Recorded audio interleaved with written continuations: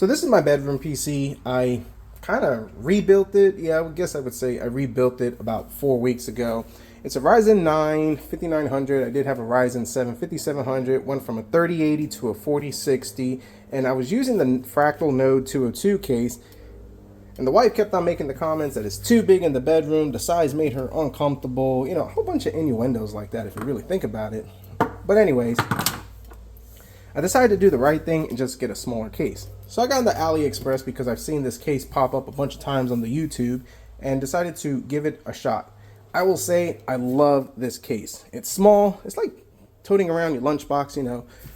Now in this little package, the temperatures have been phenomenal. Now we did do some undervolting. I think I was able to get like 0.1 millivolts or 0.135. I can't remember if it was this one or my main rig, but either way, the highest the temperatures get on this is 80 degrees Celsius, which for an ITX, especially this small, is perfect. Graphics card, undervolted it too, and that one we went from something like mid 80s to low 70s. So the temperatures on this has been fantastic, but the issue that I'm having, and it's typical with the 1U power supply, is that this thing sounds like a rocket ship when that power supply ramps up. Now, unfortunately, I forgot to record it, and the reason why I'm not going back and record it is because I'm going to have to open up this power supply, and I wanted to give it a couple of days to discharge just as a precaution. When you open up a power supply, you definitely want to play it safe, as the capacitors, they can hold all the voltages and things that could definitely make you not have a good day. So now with all this size and power, yes, we are managing the temperatures on the CPU and the GPU, but the issue that we have is that all this ventilation, there's nowhere for the heat to go. Now this is aluminum case, and I don't know the name of it. We'll just call you $100 because that's what I paid for it in AliExpress. I think it's like A525, whatever. Not sure, but the $100 case over here does have provision for you to put fans, and I just didn't do that just because I was cheap, but I regret it. What I'm noticing is that the heat is just getting focused right over here, and yes, it could dissipate through the aluminum structure and out through here, but what if we're able to help it escape more and also put a better fan for this 1U power supply, and that might help quiet things down. That's what I'm going for. Now when I'm using this thing on idle or even just slight stuff, it is silent as can be, but when you get into heavy gaming and even some video editing, she's ready to take off. So I got to the Jungle website and I pick up these fans. These are the, what is the name of it? Thermalright TL8015. I think that's like the Terminator model for it. They're the 80 millimeter versions of it, and I think they're 15 centimeters thick. Now, for the power supply, I did some research. I actually did some homework. A guy, you know, he does some homework every now and then, although I never did it in high school. That's another story. I picked up a little itty bitty guy, just right over here. NFA420 PWM. And the thing with this fan, and hear me out, this is where we're going with, it actually has the adapter, so we can adapt this to fit into that power supply. So now doing some research, this is a PVA 500 watt power supply. It has the 2 pins, but with this little adapter, we can adapt it, use it on the power supply, use these to crimp the wires together, and it should be fine. This fan is quieter compared to that one, does blow more airflow, and I think it should check the boxes, and boxes are good. So now let's open this guy up. And I'm thinking 2 fans on the top to help blow it out, and if I have enough clearance, which I'm not 100% sure, if I could put 1 fan under the graphics card, that too will also help blow all that air out. At least that's my thought. Now you're probably saying 500 watt is probably not enough for this. With the undervolting and just checking, I mean, the most I push out of this system is 300 watts, and that's under heavy editing and gaming and all that type of stuff. So we have enough headroom. The power supply could keep up with it. I've been using it for 4 weeks. It's been stable, no crashes, just the fan gets noisy. So we do have room up here, which I think if I mess around with these wires, I should be able to clear it, and we might probably not have clearance on the bottom. So let's take one of these guys out.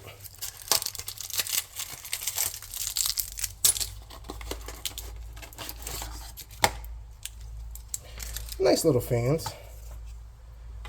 Yeah, we'll definitely have to figure out something with this wire. And unfortunately, I'm not going to be able to put a fan under here. I kind of figured as much, but a guy can hope, right? Now, if this low profile graphics card was a single slot, then, but either way, if we have exhaust up here, I think it should be a lot better. So let's take out the CPU power just like so. And I just want to kind of start locking it. That's mostly where I'm going. And just, this might work.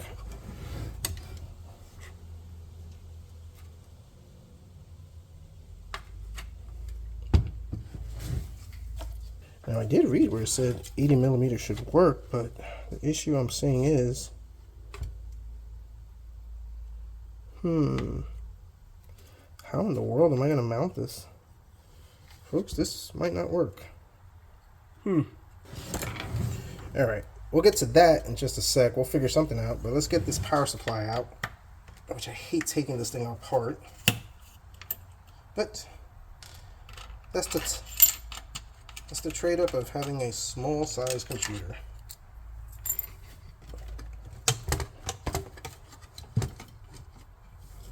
I'm getting caught on something. There we go. Alright.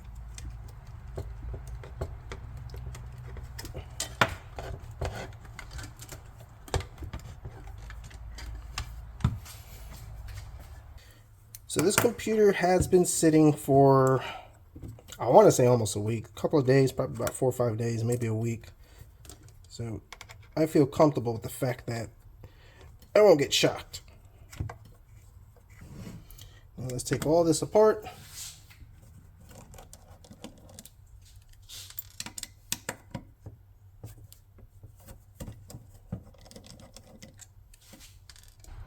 And of course, I just voided the warranty. Great, I'll never be able to return it.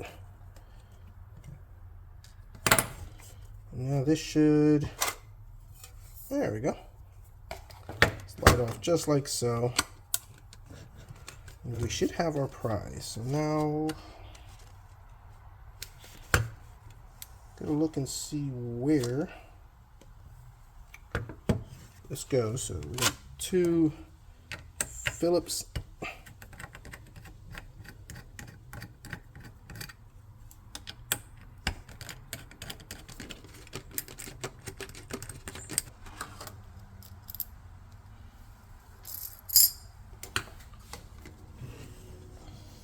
Okay,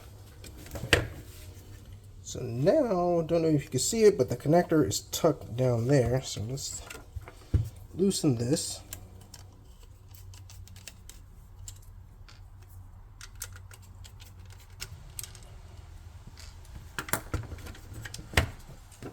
Just gotta bend this, thing's getting in my way.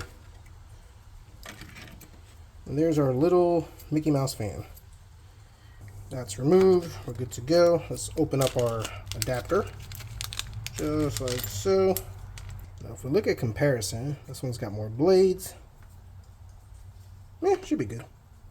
What we want to do is pop this in just like so. There's our adapter there. Not mix up our fans. Let's kind of get an idea of the length, because I don't want this too short, because I do need to be able to crimp it, but I don't want it too long.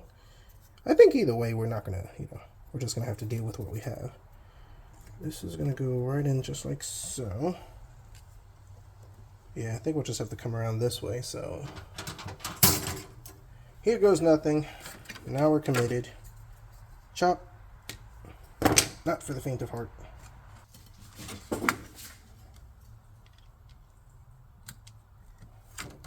That worked out good. That worked out better than I thought.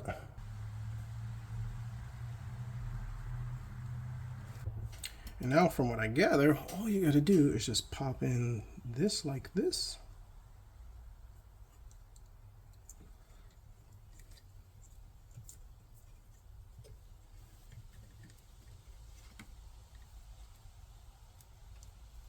And that like that.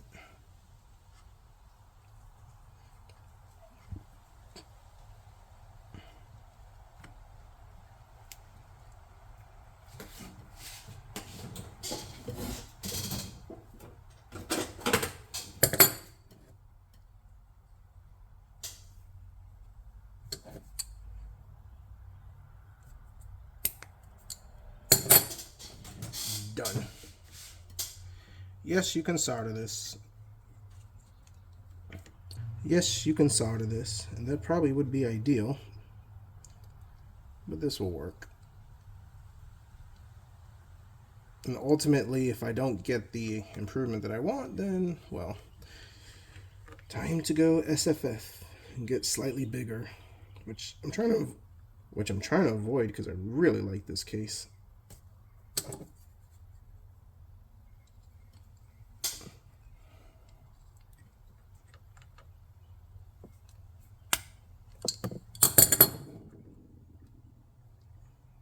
Yeah, I'm good. Feels nice and tight. And now,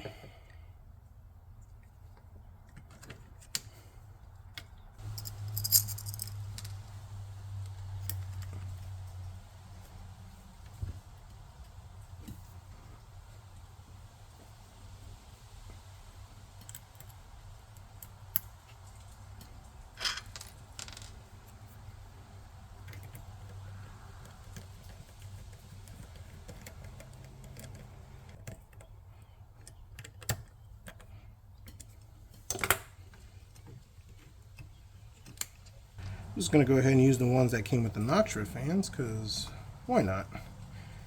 This case does have silver accents, so this adds to it, even though you'll never see it. But I'll know. And now you guys will know. Alright, let's tuck this back over here.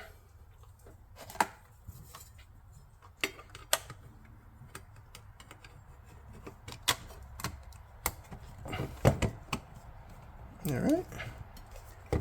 Make sure nothing is getting bit. Yep. We're good. Oops. Think I stripped it. Nope. Cross thread. You know what they say, cross threads are better than no threads. Well, that's what I say. Alright, looks good. Well, minus these silver screws, but like I said, you'll never see it. Pretty easy. And hopefully that should quiet us down a little bit. Now, let's see if we can figure out these case fans. Alright, so a lot of work went into this. Probably spent an hour on it, but it's kind of fun. Well, it is fun. So, had to kind of, not modify the case, but maybe simplify it. I don't know, you be the judge. So, we got rid of this bracket. This bracket was actually cutting into the room that I need to run some of the cables right over here. And then it also didn't allow me to feed this power cable adapter that goes right over here. By getting rid of this, I'm able to fit the power cable adapter perfectly through there and the 24 pin right through over here. Now this rat nest, don't be alarmed, it's not touching anything, we're good. Then took off the CPU cooler, that way I could fish these wires, which they'll fit snugly right over here, we'll clear and we'll be good.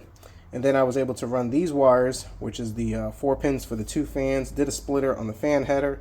Everything's tucked right over here, so this is not touching, and there's absolutely, let's see if you can see it. Yeah, as you can see, nothing is touching that. That was the big key. And then they give you this bracket, which I don't understand on the power supply, and honestly, this was most of the headache that I had when I built this thing.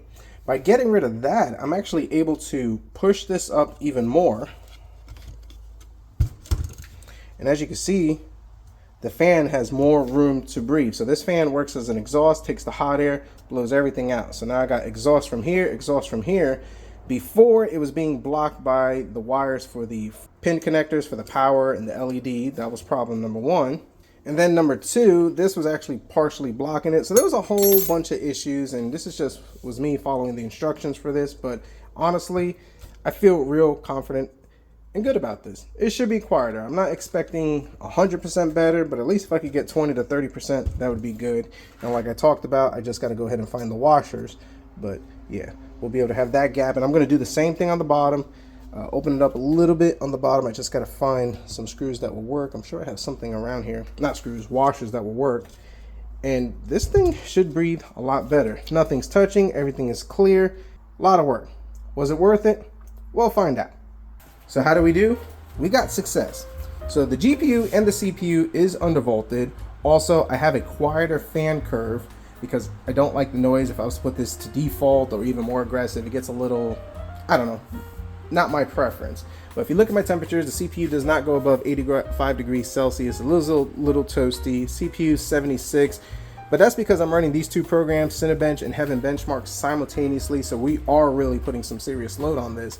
But when I'm gaming or when I'm video editing, I can honestly say even before the temps, the CPU does not go above 80, upper 70s, GPU sticks about 70s, upper 60s, so I didn't gain anything from before or after, but the biggest thing I did gain is that I don't have the heat soaking right over here, because before you used to feel the heat like right over here. These things were really hot to touch, especially the sides.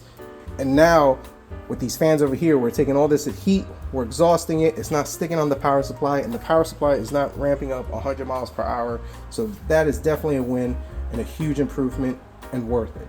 Now for what I got into it, I paid $10 for those two fans each, $20, $15 for the Noxus, $35 for that.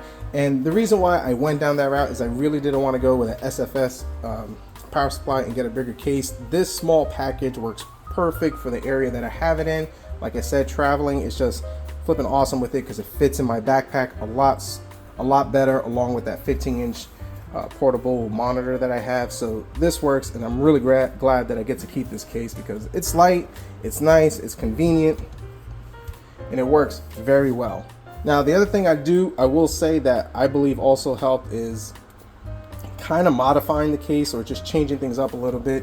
Got rid of that bracket for the SSD, which allowed me for more cable management because I could put the cables right through here. And then that bracket that it had for the power supply, which I get what it does, it kind of locks it in place a little bit, but realistically, tightening down these screws, this thing is not going nowhere. Even when traveling, and I've actually shaked this up a little bit, the power supply does not move. And if you kind of use that bracket, it's gonna put it like real in a position that's not ideal. Now swapping out the fan and the power supply was really easy. Biggest advice, be careful, let it discharge, give it a couple of days. And I do apologize for not having more before and after, but I can assure you there is a big improvement. And the biggest thing I was going for was not necessarily to improve the temps, was more so to make sure that this thing was not ramping up. So with all that being said, comment down below, let me know your thoughts, concerns, criticisms. Do you think it's worth it? Would you rather have a SFF ITX build, or are these 1Us good enough? And any suggestions or mods that you think you would have done to help improve this. If you like this video, definitely hit the like button, subscribe if you're not, and as always, we'll see what we come up with next.